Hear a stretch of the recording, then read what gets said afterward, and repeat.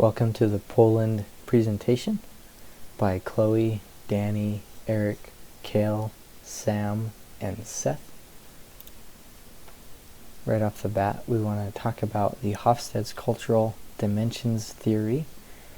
We've got Poland in blue and the US in purple for comparison. Up front, the places where we will have issues is the differences in power distance, individualism, uncertainty avoidance, indulgence. The similarities will be masculinity and long-term orientation. Generally, they like to be competitive, they like to focus on the team, and they like everybody to stay in their position hierarchy-wise, and they really like things to be planned out so that they know what a project is going to be like from start to finish. That's the uncertainty avoidance there. And the indulgence, we like to have fun, probably a little more than they do. Not saying that they don't like to have fun, but we just really like it more. Communication and time management. So that will affect us in the ways that we like to sugarcoat things, and they really like things to be straightforward, direct. They don't like to beat around the bush. They want to make sure that there's no miscommunication going on when they're talking, and so when we're working with them, they might say things that sound a little harsh. We just can't let that get in the way, and we just need to really take their feedback to heart and remember that they're not trying to be hurtful. They're just trying to offer good criticism, or really just voicing their concerns in a straightforward manner so that we know exactly what they're talking about. With scheduling, they're very flexible. They don't mind if they need to reschedule things or move a meeting a little bit longer, as long as it has a good reason for it. With negotiation tactics and preparation, they really want to focus on a win-win relationship for both companies. That's their biggest focus. They don't like haggling. They don't like, fighting over the little details. They just want to make sure that everything is working for both parties, and they really like to be prompt, but if they really have something that they're not getting out of a negotiation, they're willing to spend more time on that.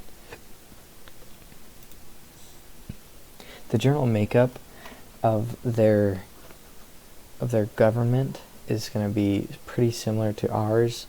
They've got a president, they do have a prime minister, and they do have something similar to our House, where it's a lower chamber made up of 460 members. Then they do have a Senate, which has 100 members. Then they do have a judiciary element, the judiciary of Poland. The president is elected by popular vote every 5 years, with 2020 being this next election year for them. And then every 4 years, the House and then the Prime Minister face elections, with the year 2021 being their election year. A few issues are going to be the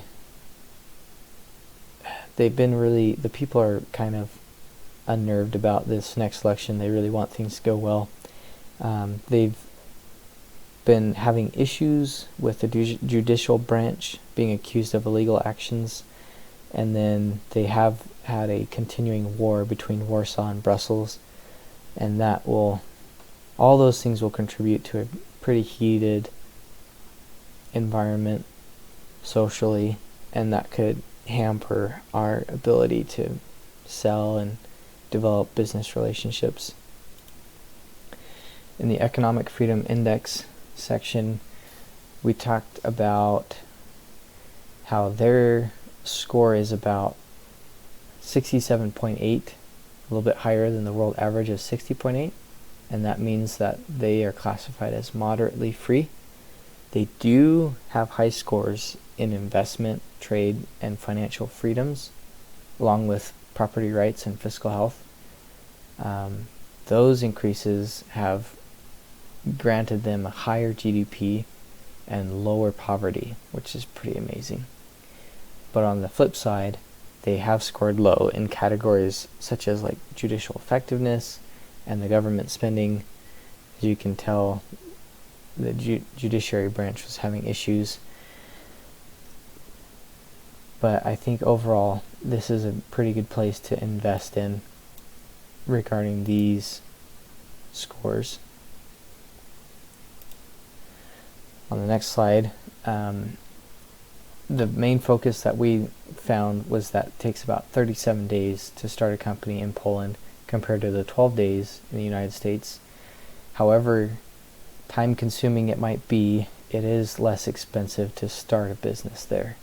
So that's a pretty positive thing there for us. And then on average, the Polish companies pay 31.25% of their net income in taxes. And that includes income tax, social security tax, and property tax. But they do also have tax breaks that are available to reduce taxes by about 10 to 50%. Quite a nice tax break right there. Regarding the World Trade Organization, they are members, as well as the United States.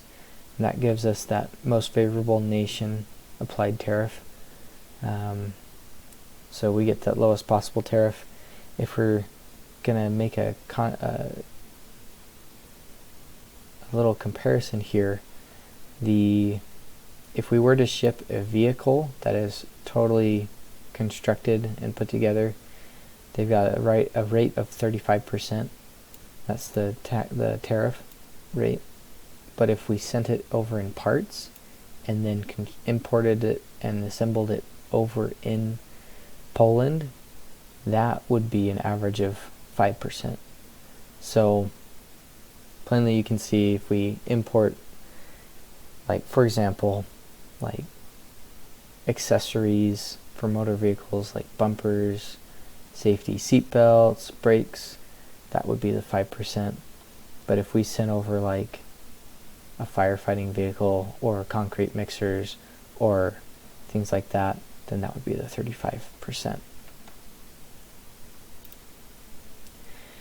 Regarding foreign direct investment, all these investments that we make by either our firm or any individuals in those countries, they would have some limitations.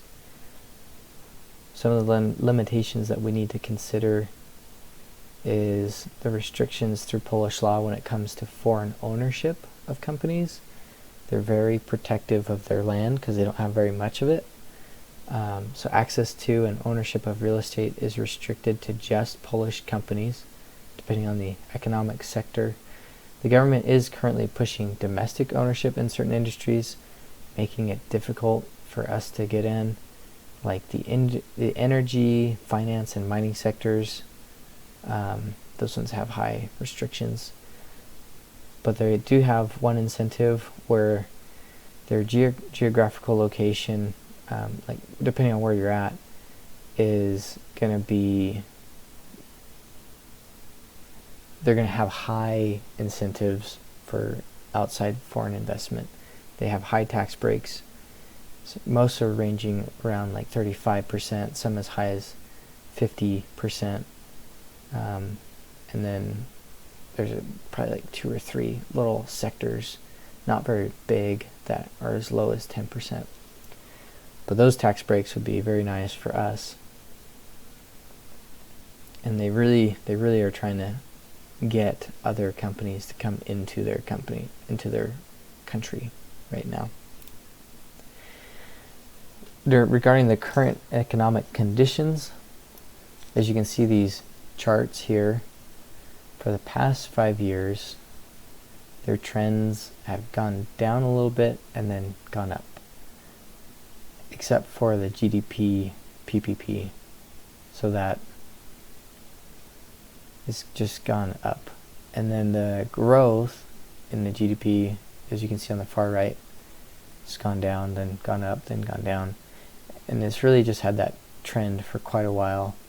But overall, they are growing. That's the good news. They are growing.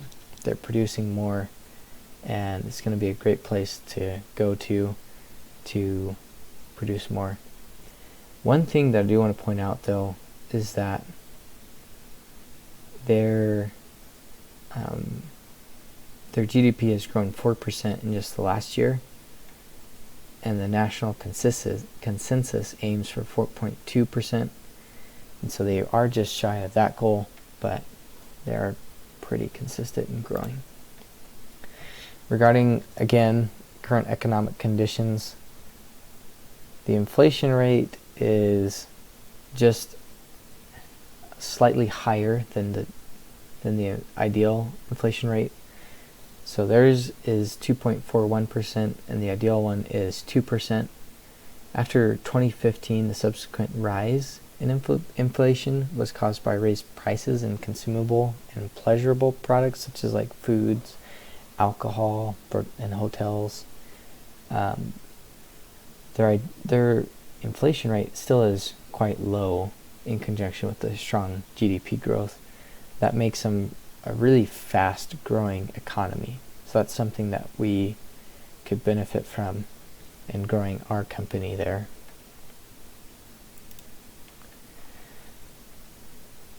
With the currency stability, their currency will help determine the amount of exchange rate risk that will be taken on. So as you can see this chart, it's showing the 5-year history of the value of the Polish zloty compared to the US dollar. The zloty usually stays between 0.245 and 0.275. The increase in 2017, as you can see there, where it just really spikes up high, that was due to high interest rates and a surplus in Poland's current account. Those are the factors that should be considered when exchanging currency. When the interest rates are high and the current account is at or near a surplus, the zloty is likely to increase in value. So, the last thing is that the zloty is stable and its few fluctuations can be forecasted. That means that exchange rate risk will be low. Gives us an advantage there. Moving on to the product proposals. We have 3 products that we wanted to share. The first one is the ThermoSafe panels, and that is really easy to put together. It's waterproof, earthquake proof, has an R value of about 60, so it's great for the winter and the summer.